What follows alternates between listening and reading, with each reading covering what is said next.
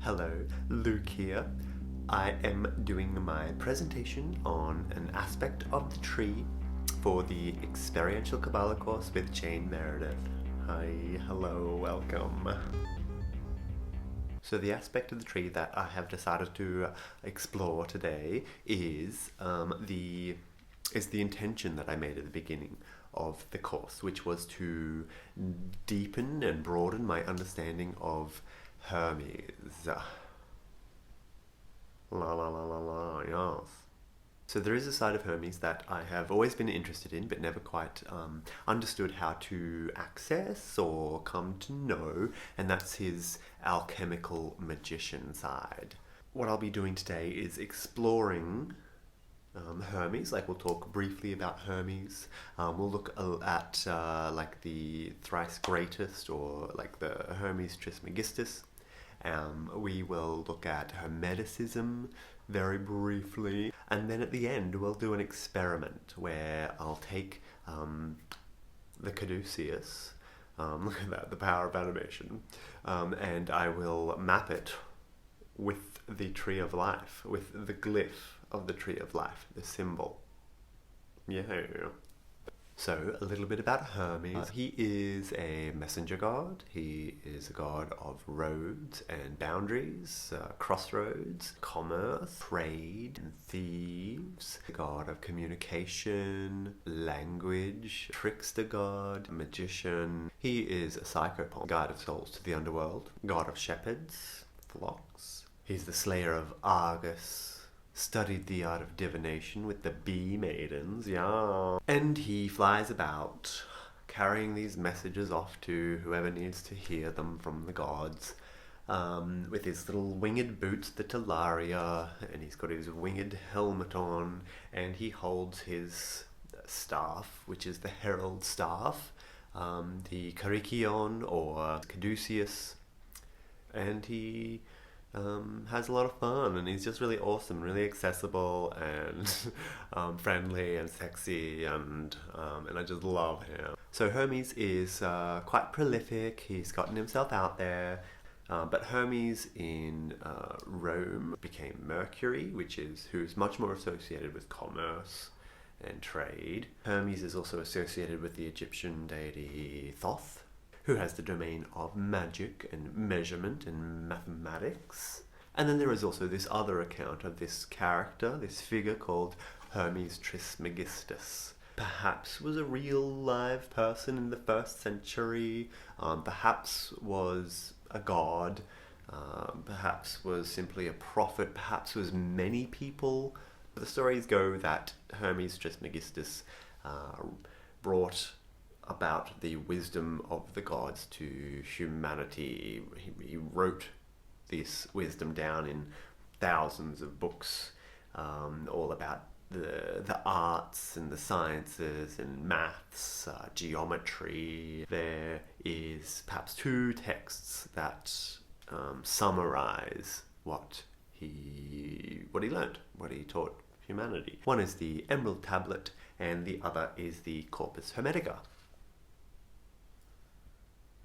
And it is from this that Hermeticism is founded, born. Okay, so Hermeticism. They follow 7 principles, which are mentalism, the idea that all is mind, like everything that we perceive through the 5 senses is everything. Second is the principle of correspondence. As above, so below. Like looking at patterns in nature, like macro versus micro, like Fibonacci sequence, all of these patterns that we see in the above and the below, like the idea that you can look out into a galaxy and you could see something that looks like a human eye, and then we look into the human eye and we can see something that looks like a galaxy, that sort of correspondence. The third is vibration, the fact that things are always in motion, that there is this harmony state, and things move or vibrate between that harmony state. Number 4 is polarity, or like duals, opposites, extremes of one thing. Number 5 is rhythm. So this is speaking about like cycles and seasons, like the rhythm of the moon, the rhythm of the sun, the rhythm of the earth around the sun, etc., etc. The idea of cause and effect, which is, yes, every action has a equal and opposite reaction, but also realms of coincidence and chance and destiny and fate, cause and effect, like that roll of the dice, which I vibe with quite a lot there, and the fact that it removes futility, like every choice and every action does have a consequence, like that we are not ineffectual, that anything that we do will cause change in the world. And the 7th principle is gender. Yeah. The idea of expansion and contraction is like this law of gender. So that's the 7 principles of Hermeticism, as described in the Kabbalah. So then we get to, why am I even talking about Hermeticism? There's this thing called Hermetic Kabbalah. So I wanted to talk about Hermes, yes, but I also wanted to look at the associations that are already there, the way he's already flitting about the tree, and the strong presence that he has in certain Kabbalistic practices. So yes, there is Hermetic Kabbalah. It's kind of hard to understand what the actual difference is between Hermetic Kabbalah and, say, Jewish Kabbalah, like without becoming a Hermetic Kabbalist or joining the Order of the Golden Dawn. But what I've gathered is that Jewish Kabbalah is like the source, and Hermetic Kabbalah uses that more as a system of magical practice. So there's a bit more freedom in Hermetic Kabbalah, like a bit more looseness to it, I suppose. Like they have just adopted this other practice and incorporated it into their kind of eclectic practice of witchcraft. I don't even know if I want to call it witchcraft, because I wouldn't think that they call themselves witches. They're more magicians, occultists. Okay. So now I'm going to do the little experiment of mapping the Caduceus with the Tree of Life, and we're just going to see what happens. You ready?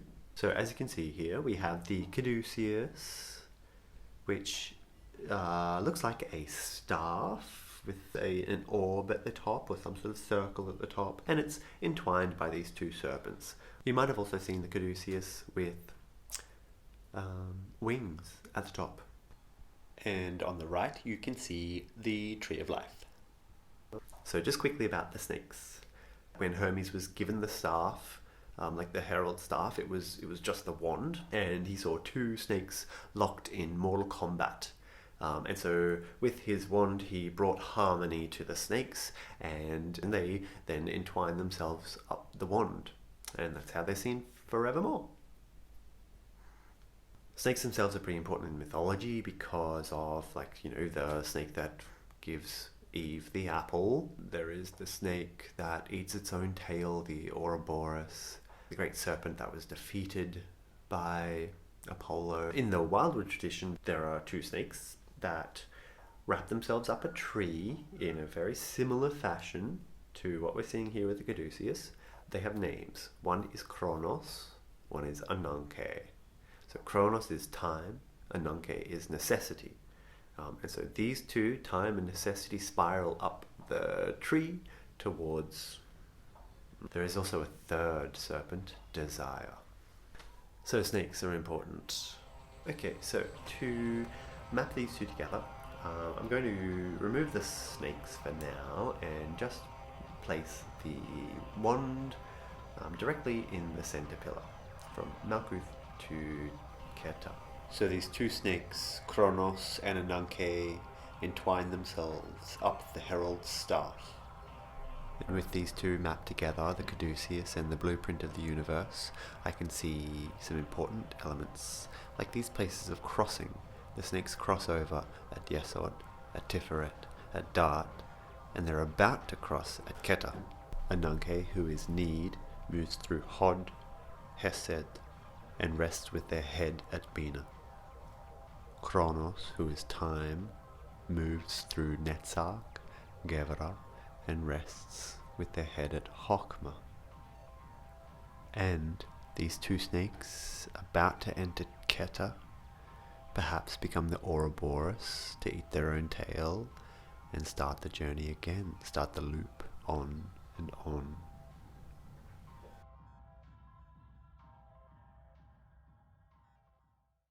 Yeah, so that's my experiment done. So I might just sign it off with a little bit of movement, a little bit of motion, a few poses. Oh yeah. Yeah, so this is actually pretty hard to end. I don't know how to sign this off. Mm. Bah.